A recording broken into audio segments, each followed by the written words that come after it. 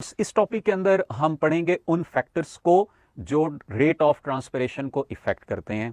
इससे पहले हमने पढ़ा था कि the most common type of transpiration is stomatal transpiration. तो इसीलिए any factor that will effect the opening and closing of stomata will effect the rate of transpiration. सबसे पहला फैक्टर जो हमारे पास है वो है लाइट का, और आपने ये याद रखना है कि light has direct relation with the rate of transpiration. अब लाइट क्योंकि डे टाइम में अवेलेबल होती है, डे टाइम में स्टोमेटा ओपन होंगे तो ट्रांसपिरेशन ज्यादा हो रही होगी। नाइट में जब लाइट नहीं होगी या कम होगी तो स्टोमेटा क्लोज हो जाएंगे, रेट ऑफ ट्रांसपिरेशन स्लो हो जाएगा या स्टॉप हो जाएगा। तो इसलिए आपने ये याद रखना है कि light has direct relation with rate of transpiration. Second factor हमारे पास है टेम्परेचर। अब टेम्परेचर के बारे में भी आपने पढ़ा है कि अल्टीमेटली जब टेम्परेचर इंक्रीज होगा तो काइनेटिक एनर्जी इंक्रीज हो जाएगी, इवेपोरेशन बढ़ जाएगी, और इवेपोरेशन बढ़ने का मतलब है कि रेट ऑफ ट्रांसपिरेशन इंक्रीज हो जाएगा। So again this temperature has direct relation with the rate of transpiration but with certain limits. वो सर्टेन लिमिट्स क्या होंगी उनको हम अभी पढ़ते हैं। आपने पहला प्रिंसिपल ये याद रखना है कि डायरेक्ट रिलेशन होगा। दूसरा आपने याद रखना है कि rise of every 10 degree Celsius temperature will double the rate of transpiration. लेकिन ये इंक्रीज कब तक होगा?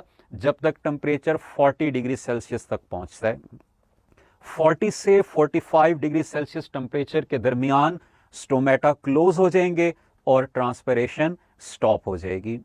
और अगर टेम्परेचर इस 45 डिग्री सेल्सियस से भी अबव चला जाता है तो फिर प्लांट से एक्सेसिव लॉस की वजह से विल्टिंग हो जाएगी, and this wilting may lead to death of the plant. तो ये आपने टेम्परेचर के रिलेशंस को याद रखना है जी। थर्ड फैक्टर हमारे पास है CO2, और ये कौन सी CO2 हम ले रहे हैं?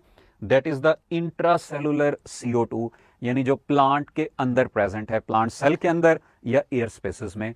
और आपने ये याद रखना है कि this CO2 is present in inverse relation, यानी अगर इंट्रासेलुलर CO2 कम होगी तो स्टोमेटा ओपन हो जाएंगे, और स्टोमेटा ओपन होने का मतलब है कि रेट ऑफ ट्रांसपिरेशन इंक्रीज हो जाएगा।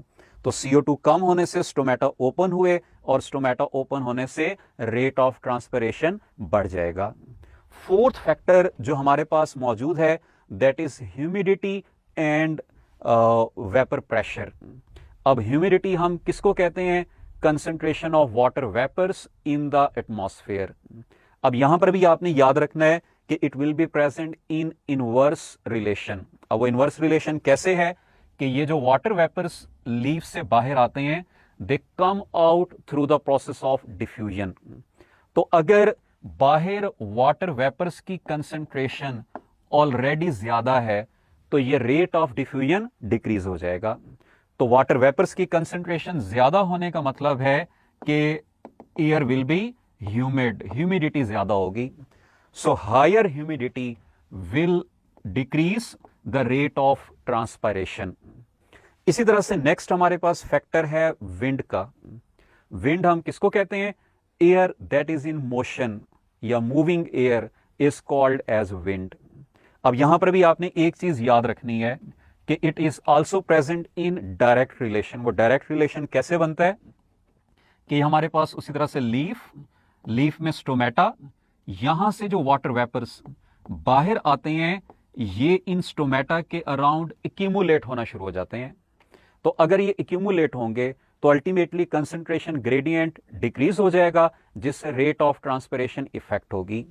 लेकिन अगर विंड ब्लो करती है तो this air will strike with the leaves move करेंगे, और उनकी मूवमेंट की वजह से ये वाटर वेपर्स डिस्पर्स हो जाएंगे। अब जब ये वाटर वेपर्स डिस्पर्स होंगे तो यहां पर इनकी कंसंट्रेशन कम रहेगी और ट्रांसपिरेशन का प्रोसेस होता रहेगा। तो इसलिए आपने ये याद रखना है कि increased wind production will increase the rate of transpiration. Sixth factor हमारे पास है सॉइल मॉइस्चर, यानी सॉइल के अंदर कितना वाटर प्रेजेंट है। इसका भी आपने याद रखना है कि डायरेक्ट रिलेशन होगा, यानी अगर सॉइल के अंदर वाटर की अवेलेबिलिटी ज्यादा है तो प्लांट ज्यादा वाटर ट्रांसपायर कर सकता है।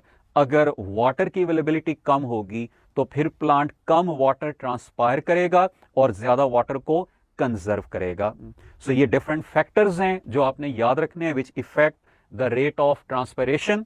इनसे रिलेटेड कुछ क्वेश्चंस को हम देख लेते हैं as the practice. Question number 1 आपके सामने है, increase of all of the following increases rate of transpiration except. तो आपने वो फैक्टर ढूंढना है जिसके इंक्रीज होने से रेट ऑफ ट्रांसपायरेशन डिक्रीज हो जाएगा। तो लाइट की इंटेंसिटी बढ़ने से रेट ऑफ ट्रांसपायरेशन इंक्रीज होगा। इसी तरह से टेम्परेचर के इंक्रीज होने से रेट ऑफ ट्रांसपायरेशन इंक्रीज होगा। Increased wind production will increase the rate of transpiration. Intracellular CO2 concentration अगर इंक्रीज होगी तो स्टोमेटा क्लोज हो जाएंगे और रेट ऑफ ट्रांसपायरेशन डिक्रीज हो जाएगा। तो इसलिए correct answer of this question will be delta. Question number 2 है, at 40 to 45 degree Celsius temperature stomata open and transpiration increases, stomata open and transpiration decreases, stomata close and transpiration increases, stomata close and transpiration stops. तो जैसा कि हमने topic के अंदर पढ़ा है कि 40 से 45 डिग्री सेल्सियस टेम्परेचर के ऊपर स्टोमेटा क्लोज हो जाएंगे और उसकी वजह से ट्रांसपायरेशन स्टॉप हो जाएगी। So the correct option of this question will be delta.